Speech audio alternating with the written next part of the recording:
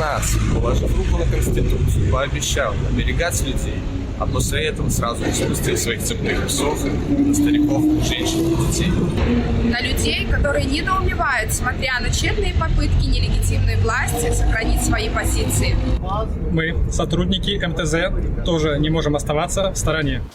Наша здымачная група сустракаецца з Уляною Гарбачовай ва ўкраіне. У тым пратэставым жніўні Уляна долучилася до страйка Мюменскага тракторного заводу. Решили собраться, организоваться и выдвинуть определенные требования. Это было где-то 13-14 августа.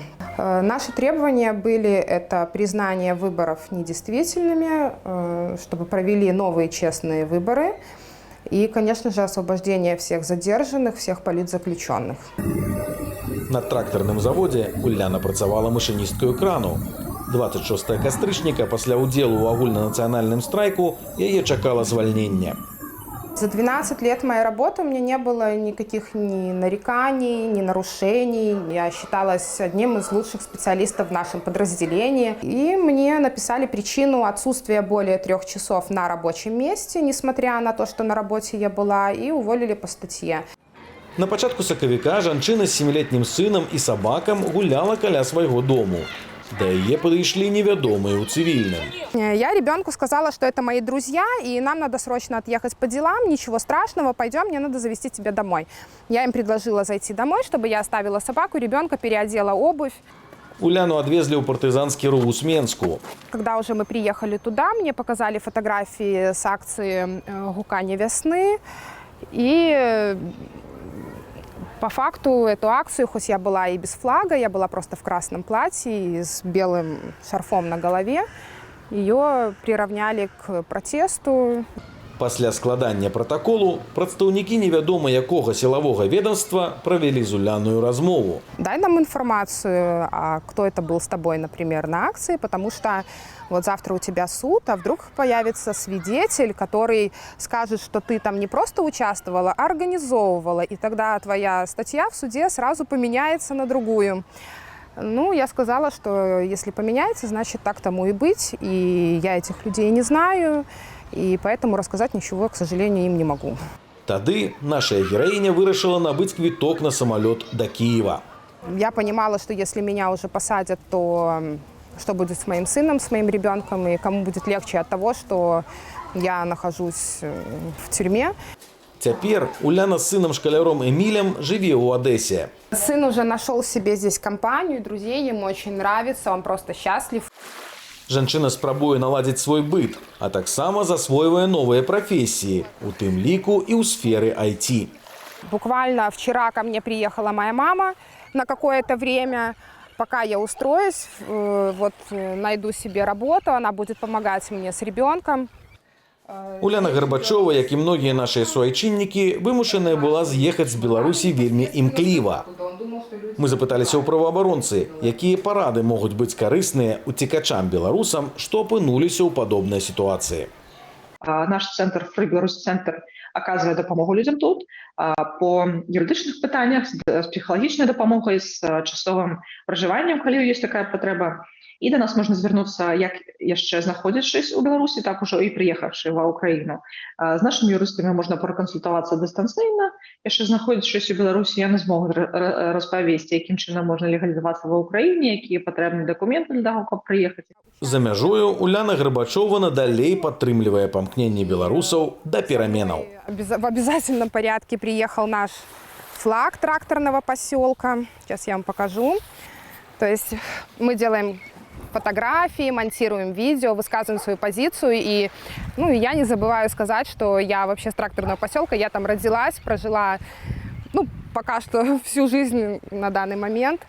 В скором времени мы победим, обязательно вместе будем праздновать нашу победу.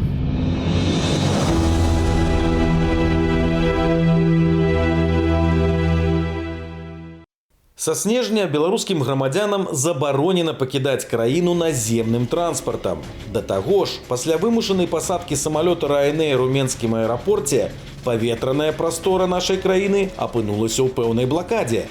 Пакінуць радзіму беларусам стала яшчэ складаней.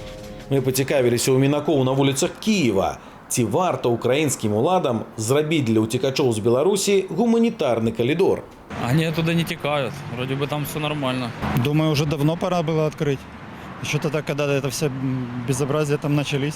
Я, в принципе, думал, что уже как бы открыли, ну. Все, кто нуждается в помощи, и все, кто по каким-то политическим меркам преследуется, вне зависимости с какой-то страны, безусловно, нужно помогать. Ну, взагалі ми братські народи, звичайно, тому що це гуманно. Тому що люди не винні, що там такі відбуваються, як события по-русски. Вот, тому треба їм надати можливість кудись виїхати. Такая ситуация в Беларуси, что людям там жить невозможно, я думаю, что да. Да, несомненно, конечно, должна. Это страна, в которой тоже много людей замечательных находится, которые там потерпают от режима ненавистного. И я думаю, что такие люди всегда будут ценны в нашей стране. Мы удакладнілі на вуліцах украінскай сталіцы.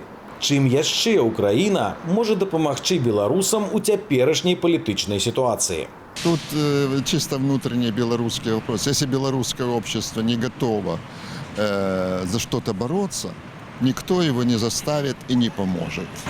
Беларусь независимое государство, надо уважать соседей и разберутся сами. Я думаю, в первую очередь речь может идти о гуманитарной помощи,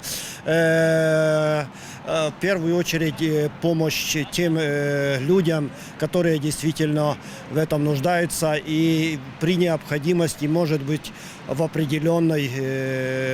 предоставить определенную экономическую помощь.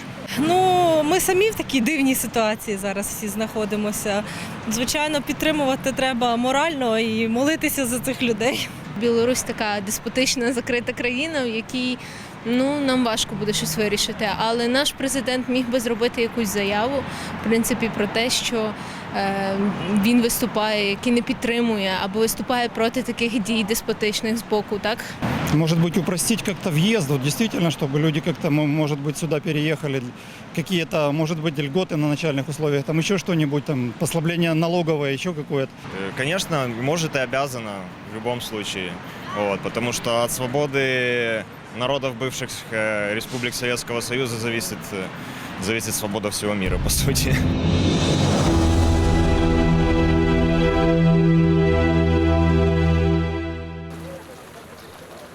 Вось такая чарга ўтварылася летась 31 траўня на сталічнай Камароўцы. Усе гэтыя людзі жадалі паставіць свой подпіс за альтэрнатыўнага кандыдата на прэзідэнцтва. Просто стоял в очередь, чтобы поставить альтернативному кандидату подпись. И на плечах у меня висел БЧБ. Просто я подпись не собирал, я стоял в очереди, чтобы подписаться. Пасля стаяння ў чарзе актывіста Леонида Кулакова затрымалі ды судзілі. 23-34. Пикетирование, хотя было конкретно разрешено ставить подписи, неважно за кого. Дали мне 15 суток ареста. Адбываць жа пакаранне спадара Леонида забралі толькі праз 2 месяцы, 6 жніўня. Калі пачаліся паслявыбарчыя пратэсты, яго этапавалі ў Жодзіна. А тут, получается, следует, что мы когда приводили из камеры в камеру, эти в черном, давай быстрее, быстрее, быстрее. В масках в черном идет. Я говорю, что так медленно? Я говорю, слушай, я не могу быстро ходить. Сейчас побежишь. И мне по ногам дубинкой. Да невыносных боляў у назе дадаўся выбіты амапаўцам зуб. Мужчына захоўвае яго разам з сувенірамі, што зрабіў падчас арышту. Делали типа вот такой пепельницы. Делали. Даже вот и написано. ИВС Жодина. Кубики такие делали тоже. С хлеба играли. Ужо на волі дактары высветлілі, што ў спадара Леонида пералом каленнай рэпкі. Каля 6 месяцаў ён фактычна не мог хадзіць.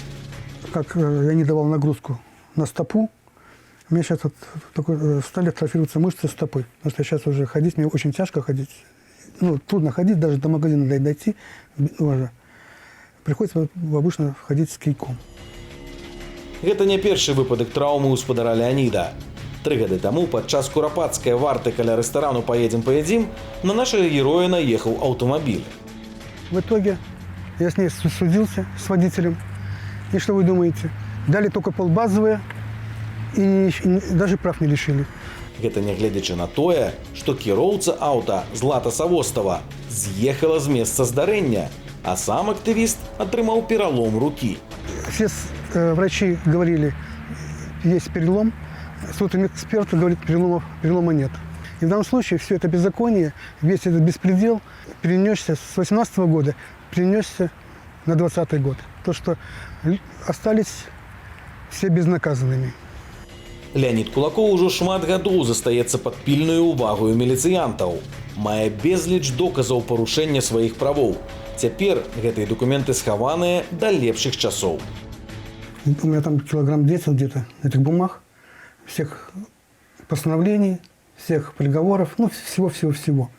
Знаете, я просто спрятал от того, чтобы на всякий случай, если у нас будет обыск, чтобы мы их не конфисковали как вещественное доказательство и не смогли как бы сказать, что такого не было.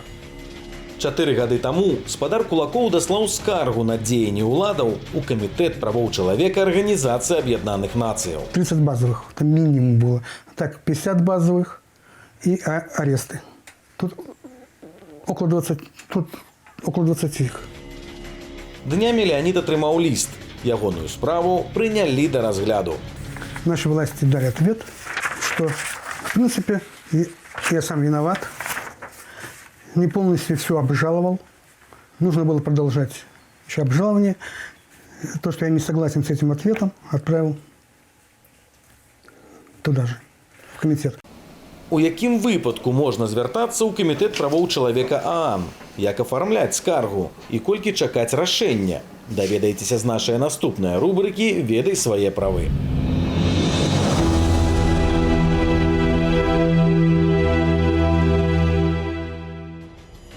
Міжнародны пакт аб грамадзянскіх і палітычных правах ратыфікаваны нашаю краіною 45 гадоў таму. З гэтага часу беларусы, чые правы ды свабоды парушаюцца, атрымалі права звяртацца ў Камітэт правоў чалавека Арганізацыі Аб'яднаных Нацыяў. Аб працэдуры звароту і яе мэтах мы паразмаўлялі з праваабаронцам. Якія умовы мусяць быць выкананыя, каб Камітэт правоў чалавека прыняў скаргу? Необходимо исчерпать все доступные средства правовой защиты на национальном уровне. Это значит, например, решение государственного органа должно быть обжаловано в суд первой инстанции, например, районный суд. Далее суд второй инстанции, Минский городской суд. И далее уже в суд надзорной инстанции обжаловать в Верховном суде. Только тогда можно обращаться в Комитет по правам человека. Какие документы треба прикладать до скарги? Это жалобы в госорганы, ответы, жалобы или иски в суды, решения судов, любые необходимые документы, связанные с ситуацией нарушения прав человека. Ці ёсць патрабаванні да афармлення скаргі? Жалобу нужно подавать на одном из официальных языков Организации Объединенных Наций. На сегодняшний день их 6. Это английский, французский, арабский, китайский, испанский или русский. Можно скачать определенную форму жалобы в интернете, легко ее найти, или же писать в произвольной форме. Что треба указывать у скарзе? Непосредственно какие средства правовой защиты на национальном уровне были пройдены и с каким результатом статью или статьи пакта, которые были нарушены, каким образом они были нарушены, то есть описать всю хронологию событий и обязательно поставить подпись и поставить дату. Какие выпадки варто доводить до Комитету правоў чалавека? Что касается Беларуси, это право на мирное собрание, выражение мнения, свободу от пыток, право на жизнь, право на невмешательство в частную жизнь, право на справедливое судебное разбирательство. Ну, короче, в Беларуси полный перечень прав, указанных в пакте, он нарушается. Поэтому фактически по каждому случаю можно писать жалобу в комитет. Колькі часу займае разбор скарги? Очень долго. Я скажу, что мои 2 жалобы, поданные еще в 2011 году, они касались условий содержания в ЦИП, как раз вот той волны репрессий, да, когда людей сажали в ЦИП, они были рассмотрены только в 2018 году, то есть чуть больше 7 лет на это понадобилось. И, к сожалению, ускорить этот процесс фактически невозможно. Ці рэагавалі калі-небудзь улады Беларусі на рашэнні камітэту? Белорусская держава стоит на позиции, что решения не имеют обязательный характер, хотя это не так, это заблуждение, но как бы вся проблема в том, что нет механизма, который заставит государство, в отличие от ЕСПЧ, Европейского суда по правам человека, который заставит государство выполнять решения комитета. Ці ёсць рэальны сэнс скардзіцца ў камітэт правоў чалавека? Человек, который выиграл дело против Беларуси в Комитете по правам человека, да, имеет на руках доказательства того, что государство нарушило его права человека. Соответственно, если падет режим и будет принят закон какой-то о реабилитации жертв лукашизма, да, то эти люди в первую очередь смогут заявить о том, что, о притеснении режима и получить соответствующую компенсацию. Да. Ну и кроме того, всегда приятно чувствовать, что ты победил систему на другом уже уровне, на международном. Падсумуем. Каб звярнуцца са скаргаю ў Камітэт правоў чалавека Арганізацыі Аб'яднаных Нацыяў, трэба прайсці ўсе судовыя інстанцыі ўнутры краіны, напісаць скаргу з дакладнымі тлумачэннямі парушэнняў. Разгляд справы можа зацягнуцца на гады. Рашэнні Камітэту правоў чалавека ігнаруюцца ўладамі Беларусі, але калі рэжым абрынецца, рашэнні набудуць моц.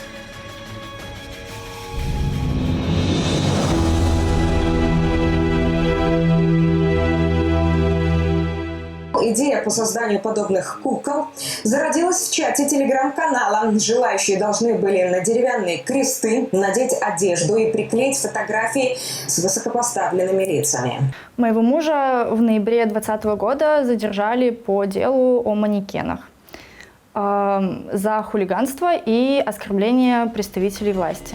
За гэтае, здавалася б, невялічкае свавольства жыхары Менску Дзяніс Заянчэўскі ды Максім Тацянок атрымалі паводле 2 артыкулаў Крымінальнага кодексу по 3 гады химии. Как потом он объяснял мне, что это планировалось просто цепь солидарности. Они собирались выстроить, что на тот момент в ноябре, что и происходило у нас очень часто, там, обычные будни, выходные дни, люди просто выходили, становились, то есть в этом ничего такого не было. Спачатку следчыя абяцалі жонкам, што Дзяніса і Максіма затрымаюць на 3 дні ды вызваляць, што калі і будзе заведзеная справа, то адміністратыўная, але ўсё выйшла інакш. Мой муж выходил покурить, его взяли под руки и сказали: пройдемте. Ко мне уже вошел следователь, который в процессе проводил обыск в нашей квартире. Показали документы о том, что возбуждено уголовное дело. Все надеялись, что выпустят, там, потом надеялись на залог и так далее. А каждый день приходили новости все хуже и хуже, что там это не прошло, этот вариант. Ну, в общем, по истечении 72 часов тютелька в тютельку, они чуть успели в прокуратуру даже, ну, им там прокурор сообщил, что все. За кратамі Дзяніс Заянчэўскі стаў татам. Свайго сына ён убачыў толькі праз месяц. Імя для свайго дзіця сям'я выбірала праз лісты. Малого назвали Михасем. Я на самом деле думала, что получится на свидание. С этими свиданиями получилась тоже ерунда, там непонятно как, то ли они не хотели давать, перекидывали, кто это разрешение дает с одного на второго. Ну, в общем, все же, дело дошло до родов, пока свидания пытались. Калі Дзяніс і Максім зразумелі, што ім не пазбегчы турэмных тэрмінаў, пачалі дасылаць сваім жонкам лісты са словамі падтрымання. Писали очень часто друг другу. Муж очень сильно переживал за меня, очень сильно переживал за родных и знал, насколько нам тяжело без него. Я тебя очень сильно люблю. Крошка енот, очень сильно по тебе скучаю. Жена моя, верю, что скоро вернусь и все станет на свои места. Целую тебя. У чаканні суда Дзяніс і Максім правялі за кратамі 3 месяцы. Разбор справы праходзіў у кастрычніцкім судзе Менску. Суддзя Александр Руденко. Суд длился 3 дня. И никто не понял, почему такое дело заслуживает такого большого количества дней. Суд прошел, в принципе, я не знаю, можно сказать слово «глупо». Зачитали приговор очень долго, было много папок, Все показания свидетелей со стороны адвокатов были восприняты никак, между прочим, проигнорированы, возможно. Ничего в расчет взято не было, только то, что это хулиганство. Что такое хулиганство? Где тая мяжа паміж крымінальную справою и административную? Произвольное применение статьи. То есть не посягает она на не посягают их действия на те ценности, которые охраняет статья 339. Поэтому какие там дают им наказания, понятно, что хочется помягче, но вообще правильно не назначать, правильно оправдывать такие действия. Потому что это не хулиганство, это форма выражения мнения, она находится под защитой статьи 19 Пакта гражданских и политических прав, которая гарантирует свободу выражения мнений. К сожалению, статья 339 применялась и наверняка будет применяться для произвольного преследования тех людей, которые избрали какие-то формы выражения мнения, которые сейчас не одобряются властями и которые идут вразрез с политикой властей. Наши герои паспрабавалі прысуд абскардзіць, але Менскі гарадскі суд апеляцыю не задаволіў. Все оставили без изменений. Что мы планируем делать дальше? Жить. Просто без поддержки и опоры рядом, наверное, с пониманием того, что это все равно скоро должно закончиться. И после отбытия наказания все равно все будет хорошо.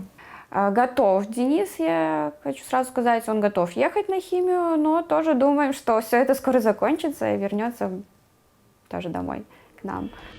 Пишите нам на адрес. Глядите нас на сторонце belsat.eu. А таксама заходьте на нашу сторонку на Facebook ды ў іншых сацыяльных сетках. Дасылайце відэа і фота, што сведчаць пра парушэнне правоў чалавека. Нам блізкія вашыя справы.